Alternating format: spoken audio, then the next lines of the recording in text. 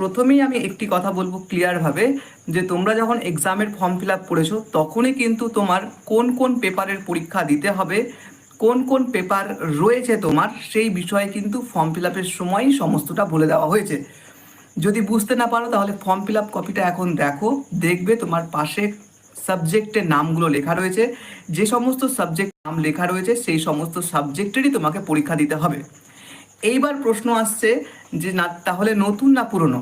তো যারা back, RA, casual ইত্যাদি স্টুডেন্ট রয়েছো, মানে 2023-24 সেশনের যারাই রয়েছো কিনা, সকলকেই সেই সময়কার সিলেবাসে পরীক্ষা দিতে হবে। অর্থাৎ 2023-24 সেশনে সেকেন্ড সেমিস্টারে পড়াকালীন যে সিলেবাসে পরীক্ষা দিয়েছিলে সেই সিলেবাসেই পরীক্ষা হবে।